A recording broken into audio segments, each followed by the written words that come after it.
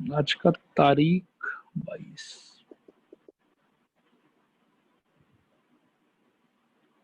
चलो देखो, मैं एक्सप्लेन करना शुरू करता हूँ। कोई पार्ट में अगर डाउट आया आप लोग तो आप पूछ सकते हो, ठीक है। सबसे पहले देखो कि राम ने जो स्कूटर खरीदा उसका कॉस्ट कितना था। कॉस्ट था 22,000, ठीक है। He pays ₹4,000 cash and agrees to pay the balance in annual installment of ₹1,000 plus 10% interest on the unpaid amount। अब ये जो लाइन बेटा बोला हुआ है इसका ना मीनिंग हम लोग थोड़ा समझ लेते हैं। सबसे पहले इनिशियल कॉस्ट था 22,000, ठीक है। आप ऐसा समझो कि फर्स्ट पेमेंट जो हुआ वो हो गया 4,000 रुपये। अब बैलेंस कितना बचा है यहाँ से पहले तो वो सोचो। बैलेंस बचा मेरे हिसाब से 18,000 रुपये। देखो तो ये बात समझ में आया सबको? रिस्पॉन्ड करो हाँ या ना। हाँ। ओके, अब एकदम ध्यान से सुनना और सोचना। सपोज करो कि ये जो ट्रांजेक्शन हुआ कि दाम था 22,000 रुपया और 4,000 रुपया जो हमने एडवांस पे कर दिया और हम आगे बढ़ गए। हाँ सपोज सर। करो this transaction happened on 1st of January 2019, ठीक है। एकदम सिस्टमेटिकली चले। 1st जनवरी 2019 को ये ट्रांजेक्शन हुआ। तो 1st जनवरी 2019 को बेटा बैलेंस अमाउंट कितना था बताओ? 18,000 रुपये। बोलो आया समझ कि नहीं आया समझ? हाँ सर। ओके, अब बेटा जो नेक्स्ट पेमेंट आएगा वो कितने तारीख को आएगा? वो आएगा 1st फरवरी। अच्छा नहीं, हाँ एक साल के बाद देगा वो 2020। देखो समझ में आ रहा है कि नहीं समझ में आ रहा है? स्टूडेंट क्लियर है? ये डेट क्लियर है? जल्दी से रिस्पॉन्ड करो। हाँ सर, समझ गया। ओके, हाँ सर। इतना तारीख को बेटा क्या होगा कि एक तो वो 1,000 रुपया देगा प्लस वो 10% इंटरेस्ट देगा अनपेड अमाउंट पे। तो अनपेड अमाउंट 1st जनवरी 2020 को कितना रहा होगा? 18,000 रुपये। तो 10% ऑफ 18,000। सर मतलब वो एवरी ईयर 10% इंटरेस्ट देना पड़ेगा उसको। हाँ करेक्ट। एवरी ईयर 10% इंटरेस्ट देना पड़ेगा, लेकिन कंसिस्टेंट इंटरेस्ट नहीं रहेगा, वो अमाउंट बार बार चेंज होता रहेगा, ठीक है। हाँ, क्योंकि बैलेंस बदल जाएगा। हाँ बैलेंस बदल जाएगा बिल्कुल। तो बेटा यहाँ देखो कि यहाँ बंदे को कितना पे करना पड़ रहा है। यहाँ बंदे को पे करना पड़ रहा है 1,000 रुपये और प्लस आई बिलीव कि 1,800 रुपये, ठीक है। और यहाँ के बाद में अगर ध्यान से सोचोगे तो इतने तारीख को बैलेंस कितना रह गया उसके? तो बैलेंस उसके रह गया मेरे हिसाब से 17,000 रुपये। बोलो आया समझ कि नहीं आया समझ? हाँ सर। हाँ सर। ओके, अब बेटा 1st जनवरी 2021 का बात करते हैं। इतने तारीख को जब बंदा पेमेंट करने के लिए जाएगा तो अपने वादे के अनुसार वो 1,000 रुपया तो देगा ही देगा और प्लस वो क्या देगा? 10% ऑफ रिमेनिंग अमाउंट। तो एक साल के लिए रिमेनिंग अमाउंट कितना था? इस बार 17,000 रुपया था, तो इंटू 17,000। देखो आ रहा है समझ कि नहीं आ रहा है समझ? हाँ सर। ओके, तो यहाँ से बेटा हम कह सकते हैं कितना देगा वो? 1,000 रुपया और प्लस आप देख सकते हैं यहाँ पे करके 1,700 रुपये। सर ये 10% का जो अमाउंट कटेगा वो नहीं कटेगा? 10% के अमाउंट काटते टाइम मतलब 1,800 जो रुपया जो हम पहले दिया, मतलब नहीं 2020 उसको वो इंटरेस्ट है। नहीं वो इंटरेस्ट है बेटा, वो इंटरेस्ट है। इंटरेस्ट जो है वो उसको मतलब गिनेगा नहीं, बस 1,000 रुपया ही होगा। हाँ प्रिंसिपल एक में तरह से 1,000 रुपया ही रिड्यूस हो रहा है। तो हम सर एक तरह से 22 साल तक देते ही जाएगा उसको, मतलब ये राम 22 साल तक 22 साल तक नहीं, 18 साल तक, मतलब जितना भी 18 साल तक। करेक्ट, बिल्कुल करेक्ट। 18 साल तक हम देते रहेंगे उसको। समझ में आया? अब इतने तारीख को कोई मेरे को बता सकता है कि इस तारीख को बैलेंस क्या रहेगा हम लोग? 16,000, ठीक है। और इसी तरीके से बेटा जब तक ये बैलेंस 0 नहीं होता है तब तक तो ये काम चलता रहेगा। बोलो हाँ या ना? हाँ सर। Okay all right. तो अब आप देखो बेटा, ध्यान से सोचना कि अब अमाउंट, ध्यान से सुनना, हाँ, amount paid by Ram after paying 4,000, 4,000 रुपए दे लेने के बाद में कितना अमाउंट उसने पे किया, 1,000 plus 1,000 plus dot dot dot, कब तक, अप टू 18 टाइम्स। देखो ये आया समझ के नहीं आया समझ? हाँ सर। ओके। हाँ और सर। इसके अलावा बेटा जो इंटरेस्ट अमाउंट था, तो उसको आप ध्यान से देखो कि फर्स्ट इंटरेस्ट कितना गया था, 1,800 रुपए, और हर बार 100 रुपीज करके इंटरेस्ट का अमाउंट कम हो रहा है। आ रहा है समझ? हाँ हाँ हाँ। ओके, तो ये बेटा क्या होगा, ये होगा 1800 plus 1700 plus 1600 plus dot dot dot up to 0। Up to 0 नहीं, अप टू ये भी 18 टर्म्स होगा, क्योंकि 18 बार में पेमेंट होगा तो 18 टर्म तक ये भी जाएगा। देखो आया समझ के नहीं आया समझ? हाँ हाँ सर। ओके, अब बेटा देखो क्या होगा कि जो 1,000 जो आपने 18 बार पे किया वो तो डायरेक्टली 18,000 हो जाएगा। बोलो हाँ या ना? हाँ सर। हाँ हाँ। हाँ सर। और इंटरेस्ट को यदि मैं बेटा देखूं तो मेरे हिसाब से इसमें टोटल टर्म कितना है, 18, तो 18/2 into 2 times of first term, 2 times of 1800 plus 18 minus 1 into common difference. Common difference कितना है, -100, 100 रुपए करके कम हो रहा है। ठीक है, तो यहाँ पे 2 और 18 कट के यहाँ पे आ जाएगा 9, और यहाँ पे आप देख सकते हो this is equal to 1800 plus 9 times of, थोड़ा ध्यान देना, 2 इंटू 1800, ये मेरे हिसाब से हो जाएगा 3600। ठीक है, और यहाँ पे आएगा -1700। देखो तो क्लियर हुआ है यहाँ तक सबको? रिस्पॉन्ड करो हाँ या ना? हाँ सर। हाँ सर। हाँ सर। हाँ सर। ओके, तो बेटा अब ये हो गया 18,000 plus 9 times of I believe 1900 हो जाएगा क्या? देखो तो ये आया समझ? हाँ ओके, तो 18,000 बेटा प्लस 17100, कितना हो गया? ठीक है, अब 18,000 कितना बोल रहे हो, 35,100। 100। ओके, वेरी गुड, करेक्ट है वैसे, 35,100। ठीक है, और ये तो तब का था जो 4,000 के बाद पे हुआ, हेंस टोटल अमाउंट कितना हो जाएगा, देयरफॉर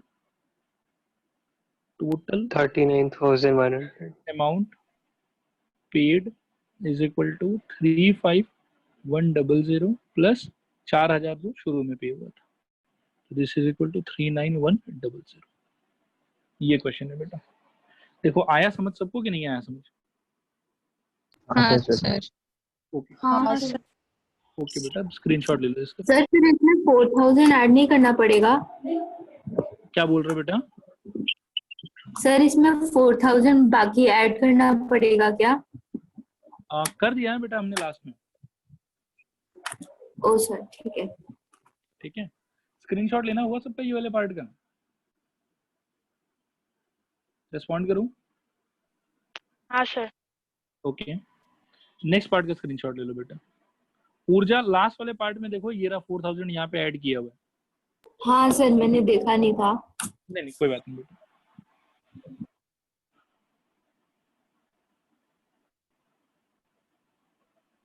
ठीक है, हो गया सबका? हाँ सर। ओके बेटा, तो अब हम लोग का यहाँ पे देखो एपी जो है वो तो हो गया खत्म। एपी के बाद में now we will start a new part called AM, arithmetic mean. ठीक है, तो अरिथमेटिक मीन का मैं एक एक करके आप लोगों को सारा डेफिनेशन बताऊंगा। अरिथमेटिक मीन बहुत ही छोटा सा पार्ट है, वो आज ही स्टार्ट होगा और आज ही खत्म भी हो जाएगा, बस आप लोग थोड़ा कोऑपरेट करना। ठीक है, तो अरिथमेटिक मीन अच्छा क्या था, सर। बड़ा पार्ट। हाँ बताओ बेटा। सर एक बार आप बस ऊपर लेके जाए, हम ले लेते, एक बार स्क्रीनशॉट हम ले नहीं पाए। क्वेश्चन का तो लिया वही है ना शायद। हाँ हाँ क्वेश्चन लिखा हुआ है, बस आंसर। लो हुआ लेना। Thank you sir. Okay welcome. हाँ तो स्टूडेंट्स मैं ये बोल रहा था कि एपी हम लोग का खत्म हो गया, अब हम लोग एक नया पार्ट स्टार्ट करेंगे, अरिथमेटिक मीन एएम, ठीक है। और एएम छोटा सा पार्ट है, आज ही स्टार्ट होगा, आज ही खत्म हो जाएगा। लेकिन एएम क्या है कि थोड़ा सा डेफिनेशन और सब जो है वो सब उसका थोड़ा सा अटपटा है, ठीक है, अजीब सा है। तो आप लोग ध्यान से सारे बातों को अच्छे से सुनना, एकदम फोकस्ड रहना। मतलब ये नहीं कि एकदम से बिस्तर पे लेट वेट के मोबाइल आराम से जैसे यूट्यूब पे वीडियो देखते हैं वैसे देख रहे हो। थोड़ा सा आज आप लोग एनर्जेटिक रहना और फोकस्ड रहना बहुत जरूरी है, ठीक है। तो बिगिन करते हैं with a new topic. The name of the new topic is arithmetic mean. ARITHMETIC,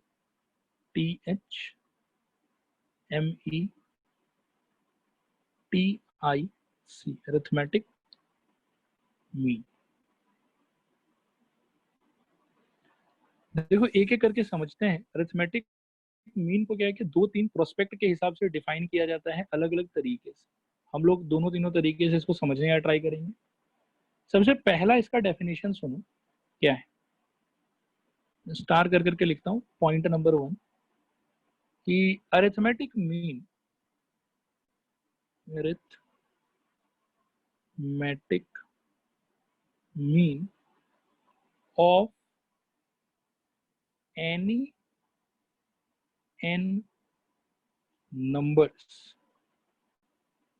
कोई भी n नंबर्स ले लो आप, और उनका जो अरिथमेटिक मीन है एनी n नंबर्स। यहाँ पे मैं ब्रैकेट में लिख लेता हूँ नंबर्स क्या क्या लेंगे हम लोग रेफरेंस के लिए, x1 x2 x3 dot dot dot xn। कोई भी n नंबर्स आप ले लो, कुछ भी एनी नंबर्स, कोई प्रॉब्लम नहीं है। इज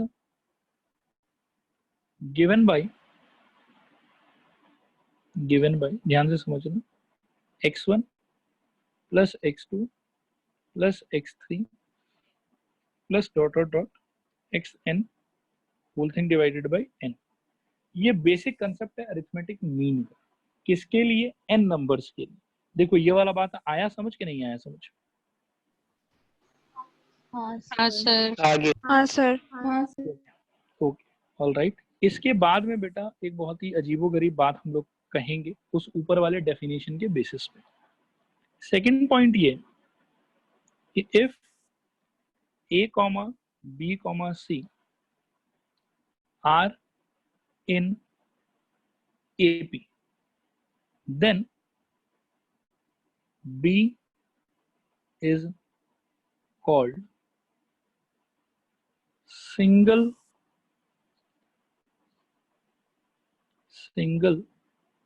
AM, ठीक है। अच्छा अरिथमेटिक मीन का बार बार हम लोग शॉर्ट फॉर्म यूज करेंगे AM between A and C, ठीक है। अब इस वाले पॉइंट का मैं आप लोगों को ऊपर वाले डेफिनेशन के हेल्प से एक्सप्लेनेशन देने का ट्राई करूंगा, ठीक है। ध्यान से सुनना और समझना। मेरे को एक बात बताओ कि अगर मैं सिंपली ऐसा सोचूं कि AM of A and C, तो वो क्या होना चाहिए ऊपर वाले डेफिनेशन के हिसाब से? I think A plus C divided by 2 होना चाहिए। मतलब नंबर्स को ऐड कर दो और क्वांटिटी वाइज वो लोग जितना है काउंटिंग में, तो टोटल नंबर ऑफ ऑब्जर्वेशन से डिवाइड कर। बोलो A प्लस C बाई 2 होना चाहिए कि नहीं होना चाहिए? हाँ सर होना चाहिए। हाँ सर। ओके बेटा ऑल राइट। और अगर बेटा A, B, C AP में है तो आपको ध्यान होगा कि B minus A must be equal to C minus B. This implies 2 times of B is equal to A plus C. This implies B is equal to A plus C by 2. तो हम क्या देख रहे हैं कि AM of A and C का जो value है, अगर ABC AP में होता है तो उस टाइम पे B का भी वही वैल्यू जो A और C के AM का वैल्यू। देखो आया समझ के नहीं आया समझ? हाँ स्टूडेंट्स रिस्पॉन्ड करूं? हाँ सर। हाँ सर। इसीलिए बेटा हम लोग ये वाला स्टेटमेंट बोलते हैं कि if A, B, C are in AP then B is called single AM between A and C। क्योंकि A और C का जो AM होगा B का भी वही वैल्यू होगा। इसीलिए B is called single M between A and C. Respond करो, आया समझ कि नहीं आया समझ? हाँ सर। हाँ हाँ सर। सर। ओके, तो ये हो गया what is arithmetic mean of n numbers. और ये एक बहुत ही स्टार रेटेड पॉइंट है, मैं रेड कलर से इसको स्टार कर रहा हूँ। जो सेकंड वाला पॉइंट अपन ने बोला है, ये हमेशा आपको याद रखना है कि अगर कभी भी 3 नंबर एपी में है तो बीच वाला नंबर पहला और तीसरा नंबर का क्या होगा? अरिथमेटिक मीन होगा। ठीक है, मैं एक बार और पूछ लेता हूँ, यहाँ तक सबको 100% क्लियर है? प्लीज रिस्पॉन्ड करो। हाँ सर। सर लेकिन हाँ वो sir. Single M single M नाम का क्यों है सर? सिंगल एम का नाम बेटा इसलिए हम, मतलब ये थोड़ा सा स्पेशलाइज्ड टर्म है, ठीक है, क्योंकि यहाँ पे बी जो है वो इन दोनों के बीच में एक ही एम है, ठीक है, एक ही है, इसीलिए सिंगल एम। मतलब आप सिंगल नहीं भी बोलते हो, सिर्फ एम भी बोलते हो, इज द एम, तो भी ठीक, कोई प्रॉब्लम नहीं। वो जस्ट एक नाम के लिए दे दिया, बाकी सिंगल के यहाँ पे कोई ओके सर, सिग्निफिकेंस। ठीक है, ठीक है सर। यहाँ तक क्लियर है सबको? हाँ सर। हाँ सर। हाँ सर। ओके, ऑल राइट बेटा। अब मैं एक और नया डेफिनेशन आप लोगों को देने जा रहा हूँ। इस डेफिनेशन को थोड़ा ध्यान से आप सुनिएगा, एंड मैं कहूंगा कि जो डेफिनेशन अभी अब मैं लिखने वाला हूँ, इसको हम लोग को ऊपर पढ़े हुए चीज से कनेक्ट नहीं करेंगे। ऊपर वाला जो चीज था वो अलग था, और अभी जो मैं लिखने जा रहा हूँ ये टोटली अलग है। ठीक है, अब देखो ध्यान से, ये जो मैं लिखने जा रहा हूँ ये है definition of an arithmetic mean between any two numbers A and B. ये जो हम लोग पढ़ने जा रहे हैं, दिस इज डेफिनेशन। मैं फिर से कहता हूँ, दिस इज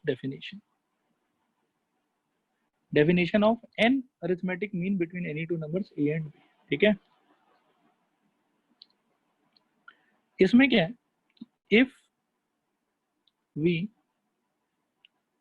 पुट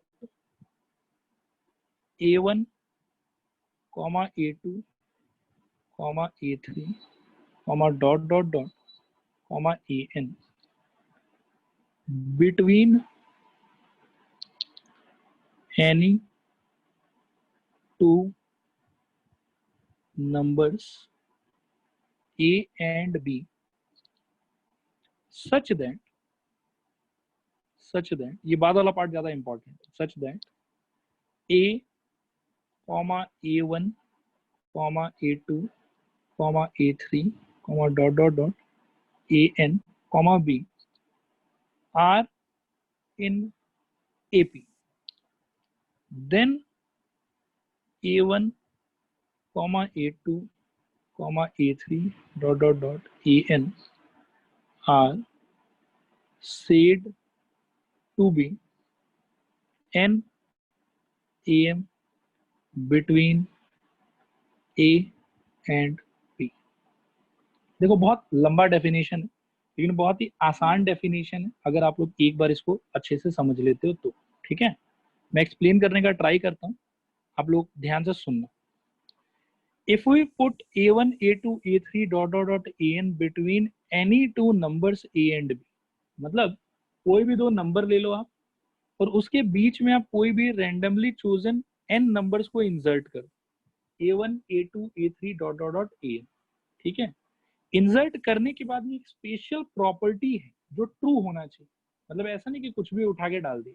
ठीक है, इन सारे नंबर्स को ए और बी के बीच में डालने के बाद एक स्पेशल प्रॉपर्टी फॉलो होना चाहिए। प्रॉपर्टी क्या है वो सुनो ध्यान से।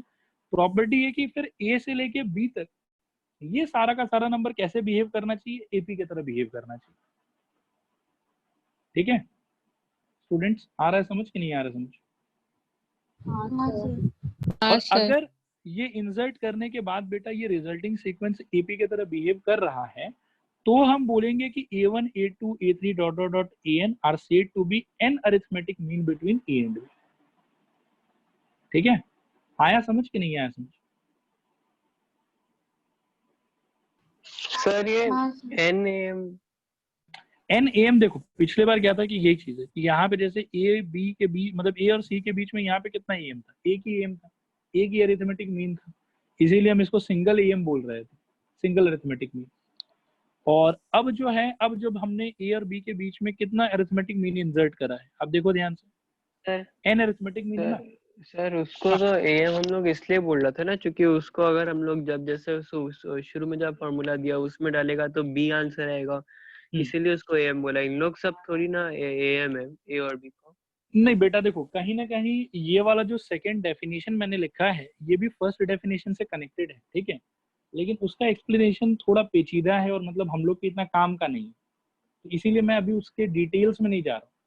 और इसीलिए मैंने ये वाला जो चीज अभी लिखा है स्क्रीन पे देखो आप, इसको मैंने डेफिनेशन की तरह लिखा है कि एन ए एम का डेफिनेशन क्या होगा, कब आप किसी नंबर्स को एन ए एम बोलोगे ए एंड बी के बीच में। आया बात? तो सर उसको इसको भी अगर हम नॉर्मली एम बोले तो चलेगा, जैसे सिंगल एम का होता है।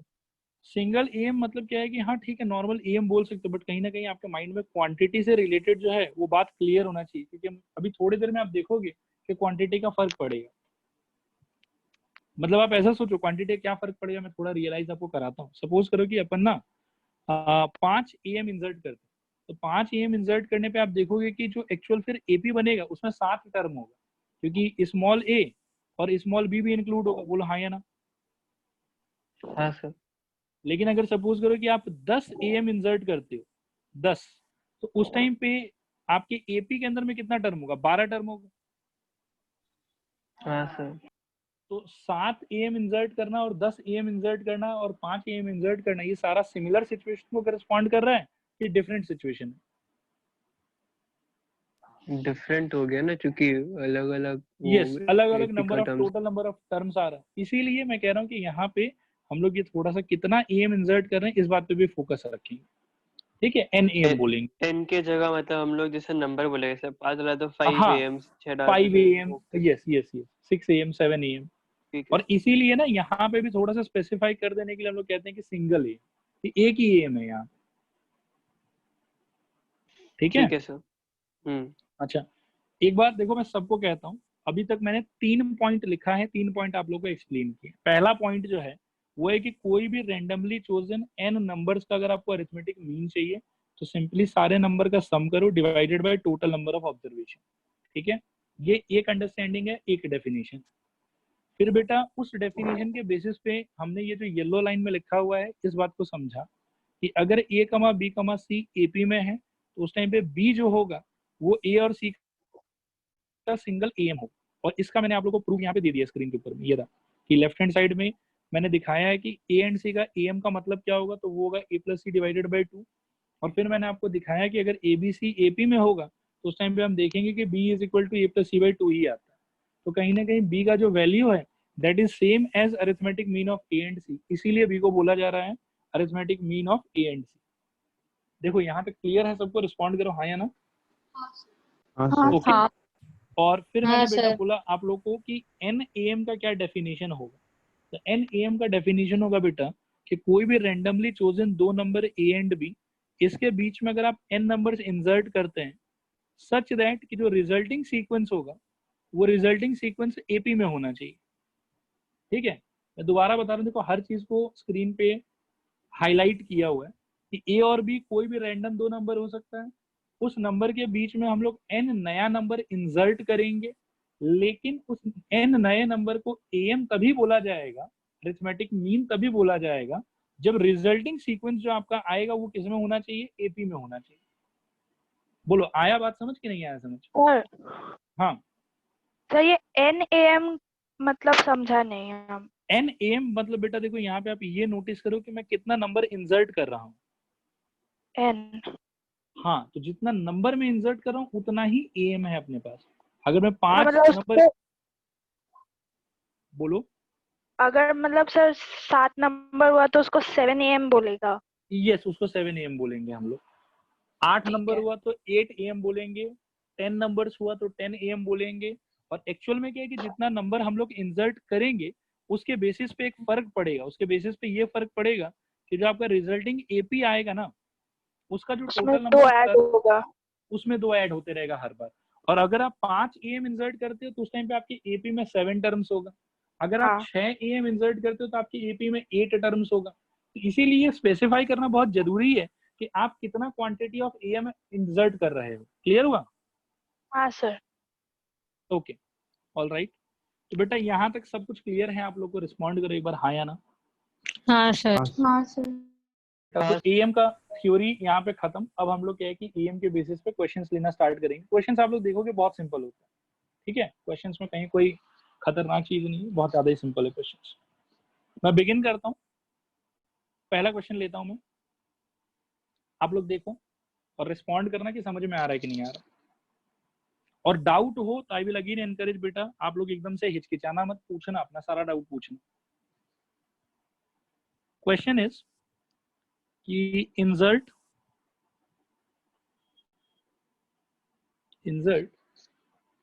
5 AM between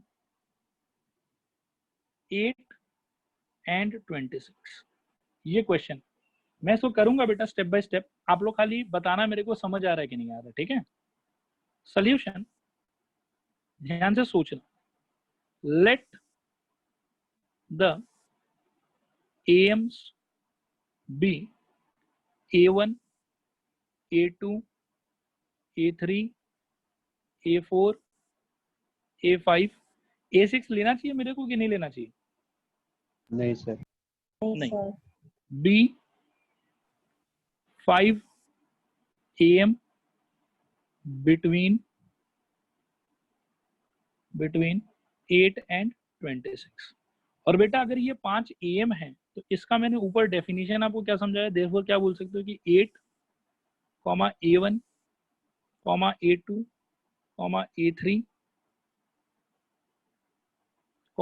A4, A5, 26 are in, ये लोग किसमें हो जाएगा? AP. AP. Okay okay, very good. तो इस एपी का बेटा फर्स्ट टर्म क्या है? 8, कॉमन डिफरेंस को हम लोग मान लेते हैं एक बार के लिए डी। देखो आया समझ के नहीं आया? ठीक है, ओके। और अकॉर्डिंग टू क्वेश्चन क्या आप लोग ये बात ऑब्जर्व कर पाते हो कि सिंस आपने 5 टर्म इंसर्ट किया है तो 26 का टर्म नंबर कितना हो जाएगा? 7। वेरी गुड बेटा, 7। तो T7 इक्वल टू बेटा 26, बोलो हाँ या ना। हाँ सर। और T7 को बेटा अगर हम AP के फॉर्मूले से ब्रेक करें तो वो क्या होगा?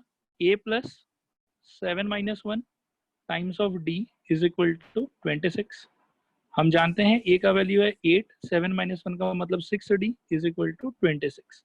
अब यहाँ से आप सॉल्व करो बेटा, तो 6D इज इक्वल टू कितना हो जाएगा? आई थिंक 18 होगा। D इज इक्वल टू हो गया आपके 3।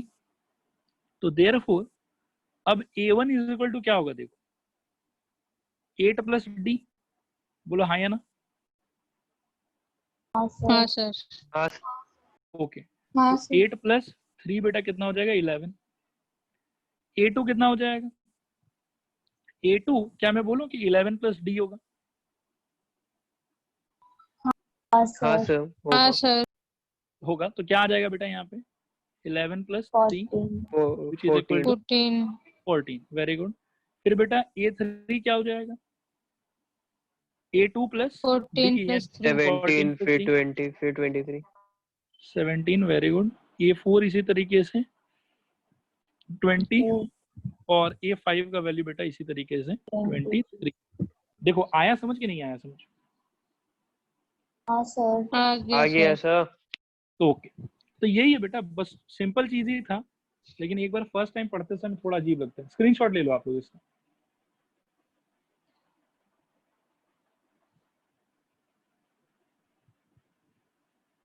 हुआ लेना? हाँ सर। हाँ सर। ओके, अब बेटा थोड़ा सा इस पे अच्छा ग्रेड का क्वेश्चन करते हैं, ठीक है? ये तो बहुत सिंपल, बहुत ही स्ट्रेट फॉरवर्ड क्वेश्चन था, थोड़ा सा अच्छा क्वेश्चन लेते हैं। हाँ,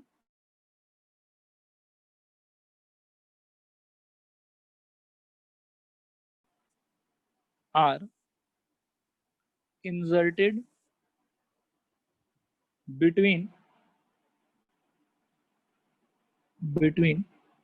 20 and 80 such that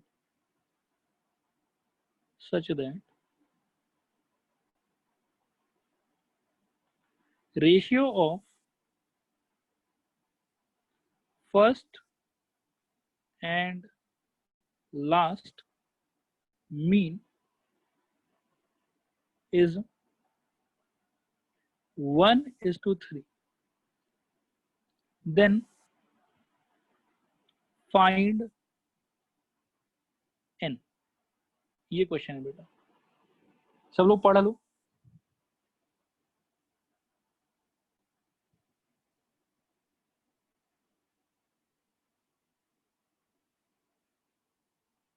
शुरू करूं? एक सेकेंड सर। ओके,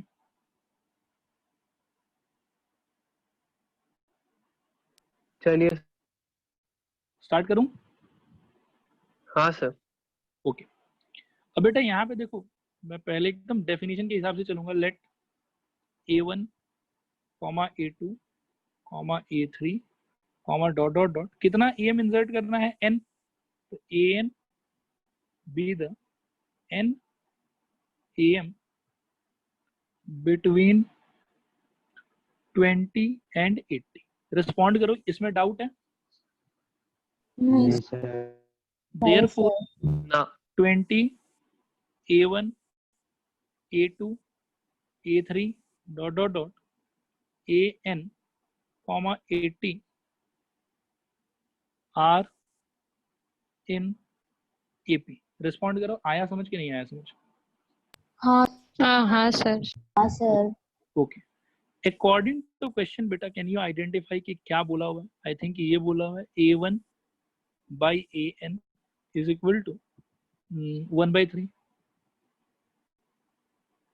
हाँ सर। ओके, अब बेटा इसको कैसे एक्सपैंड करेंगे, आप लोग थोड़ा गाइड करो।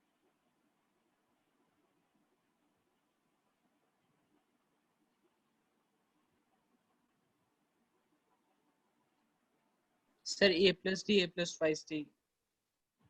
a plus d और a plus,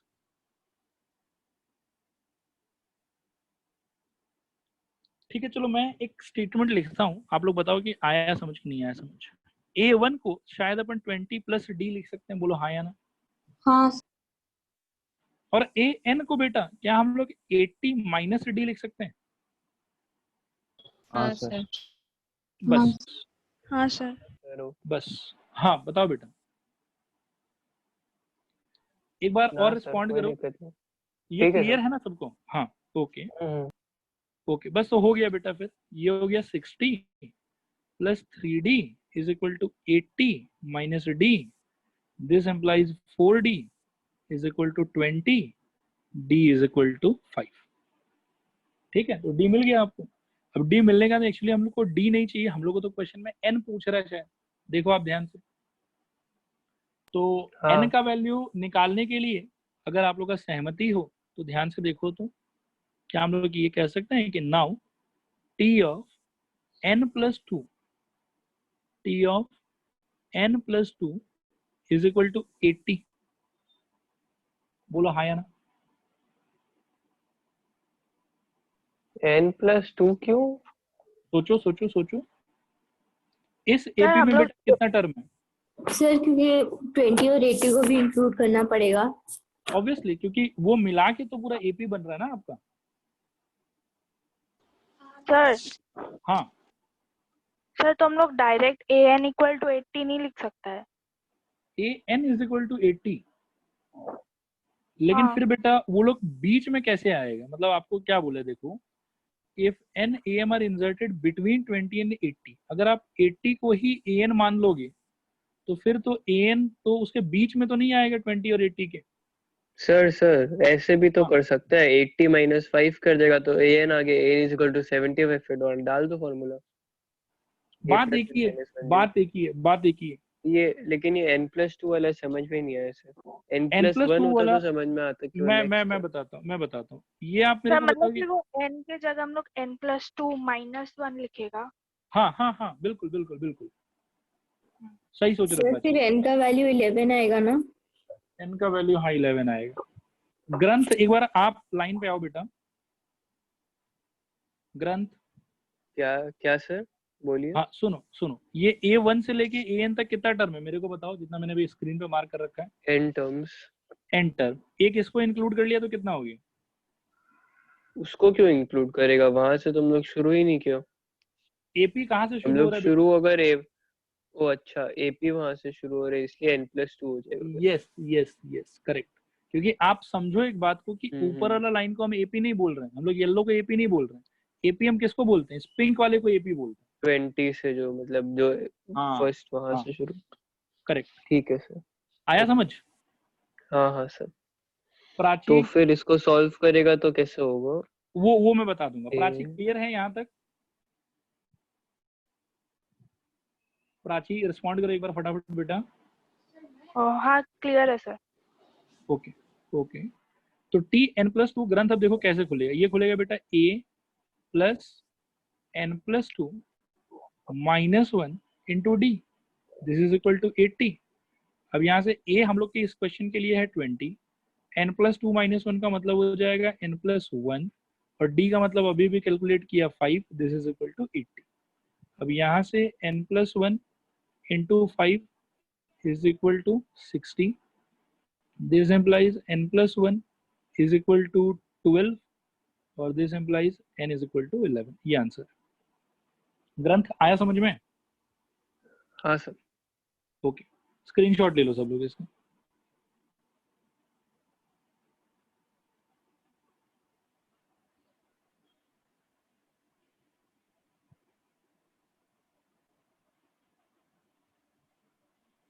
हो गया? सर हाँ सर। ओके, एक बेटा इसी थीम पे बेस्ड, सिंस इस क्वेश्चन में थोड़ा सा आप लोग को प्रॉब्लम टाइप होने लग गया, एक इसी थीम पे बेस्ड एक क्वेश्चन और लेते हैं, और इसमें मैं थोड़ा सा वेट करूंगा, आप लोग पार्टिसिपेट करने का ट्राई करना, मतलब take initiative from your side, मेरे को आंसर बताने का ट्राई करना। हाँ, if n am are inserted between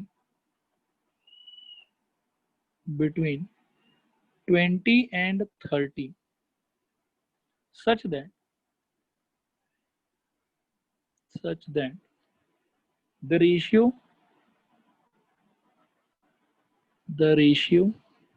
of second and fifth mean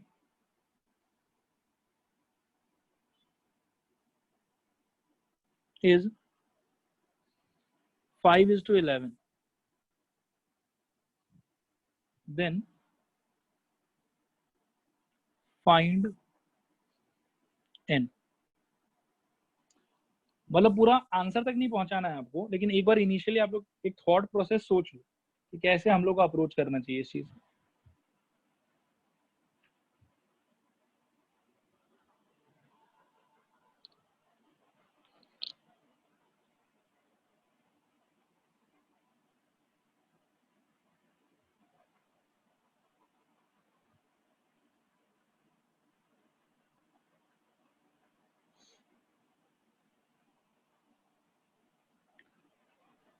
sir second and fifth तो हो गया, A2 और A5 हो गया ना?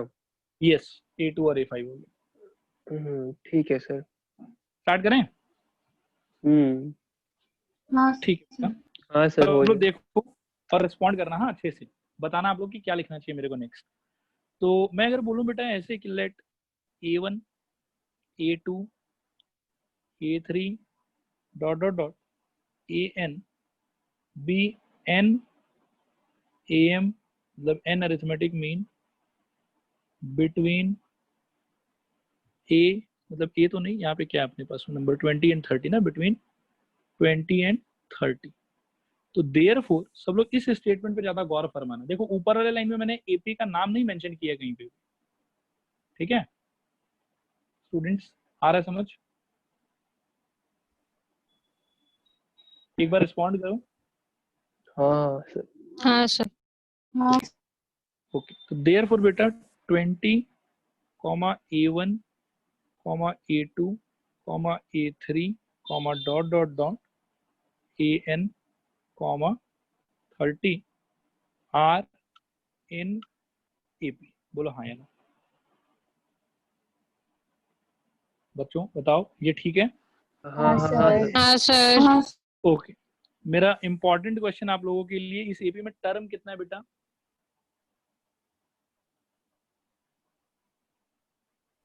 n+2 +2 n+2 n+, परफेक्ट, बहुत बढ़िया बेटा, इस पे फोकस करना हम लोग को। हाँ, n+2 टर्म्स है इसमें। ओके, अकॉर्डिंग टू क्वेश्चन बच्चों क्या दिया हुआ बताओ? A2 by A5 is equal to 5/11 शायद, बोलो हाँ या ना? हाँ सर। हाँ हाँ sir, sir. Okay, all right बेटा, तो 5/11 अगर ये है तो A2 A3 A4 और A5 अगर मैं यहाँ पे लिख ही लेता हूँ, थोड़ा और क्लियर करके लिख लेता हूँ, A3 A4 A5 dot dot dot, तो बेटा A2 इस AP का कितना नंबर टर्म है? थर्ड T टर्म, पे? हाँ, और Third term. A5 कितना नंबर टर्म है बेटा? Sixth. 6, very good. तो इसके हिसाब से A2 को मेरे को क्या लिखना चाहिए? A+2D और डिवाइडेड बाय A+5, 5D, बोलो हाँ या ना? हाँ सर, 5/11, और ये मालूम है मेरे को 20 + 2D by 20 + 5D, this is equal to 5 divided by 11।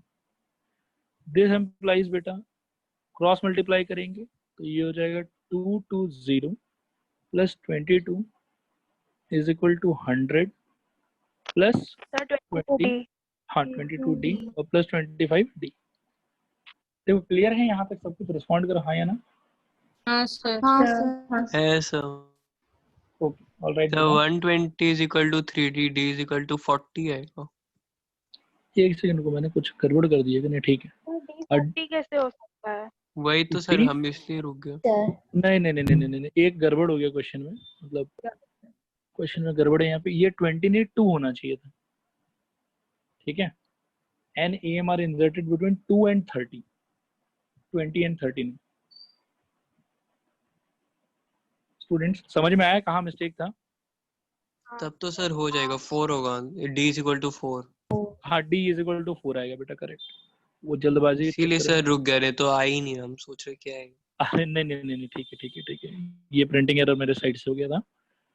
चलो यहाँ से आगे बढ़ते हैं बच्चों, तो 22 + 22D is equal to 10 + 25D, तो दिस एम्प्लाइज यहाँ पे हो जाएगा 12 और वहां पे हो जाएगा 4D, 4D नहीं सॉरी 3D, 3D, यहाँ से D इज इक्वल टू आएगा फाइनली 4। देखो आया समझ आप लोगों को कि नहीं आया समझ? हाँ सर। हाँ सर, ओके, हाँ और सर। अब बेटा हम लोग क्या बोलना चाहिए, जो हम लोग का ये जो लास्ट टर्म है 30, ये कितना नंबर का टर्म होगा? AN+2। AN+2, तो ठीक है, TN+2 इज इक्वल टू होना चाहिए 30, this implies A + N+2 -1 into D equal to 30, और A है आप लोगों का तो 2, n6 है क्या? 8। N6 है, 6 है 8 बेटा, नहीं नहीं 6 आएगा, D इज इक्वल टू देखते हैं। 30, फिर N+1 इंटू D का वैल्यू है 4, दिस इज इक्वल टू 28, हाँ sir. N+1 equal to 7, N is equal to 6। देखो ये आंसर है फाइनल। क्लियर हुआ सबको? हाँ ये सर। बताओ मेरे को, हाँ सर, हाँ सर। हाँ सर। सब लोग स्क्रीनशॉट ले लो फटाफट।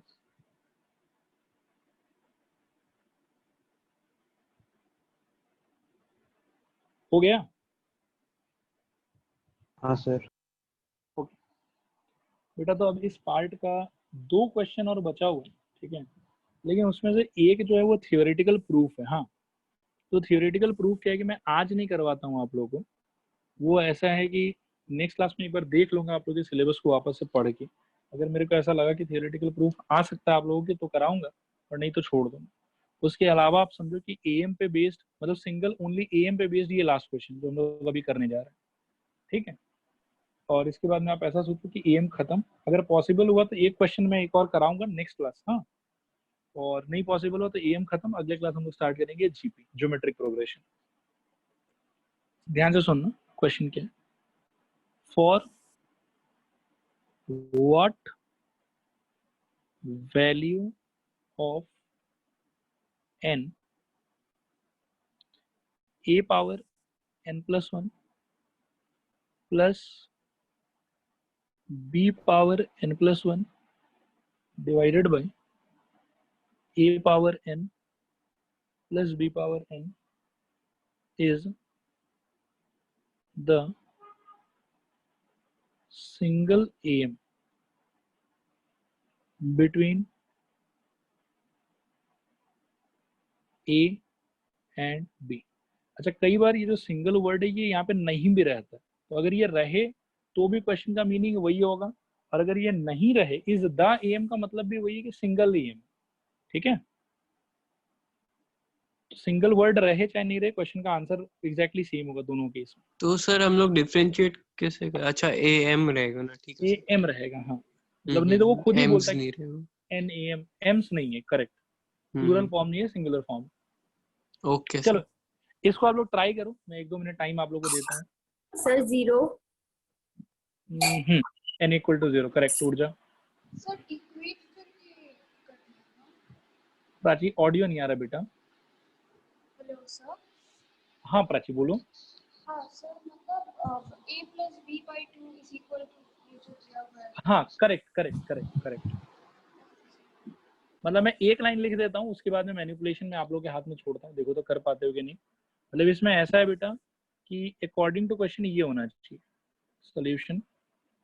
अकॉर्डिंग टू क्वेश्चन हम लोग के पास में होना चाहिए a to the power n plus 1 plus b to the power n plus 1 upon a to the power n plus b to the power n must be equal to a plus b divided by 2, ये होना चाहिए।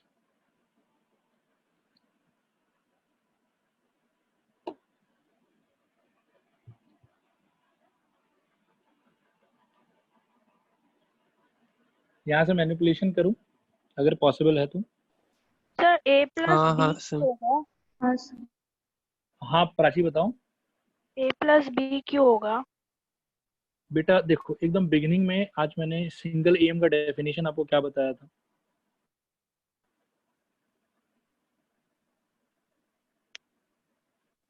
ठीक है, मतलब दो number का हाँ बीच sir. में सिंगल एम इंसर्ट करना है तो सिंपली क्या होगा, उन दोनों का सम डिवाइडेड बाय 2। प्राची आया समझ? हाँ सर। Okay,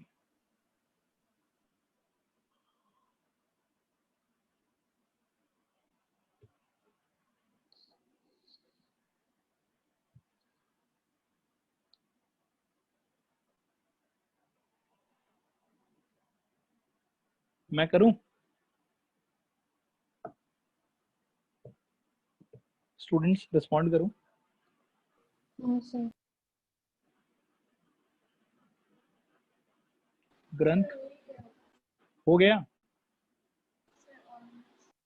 okay okay,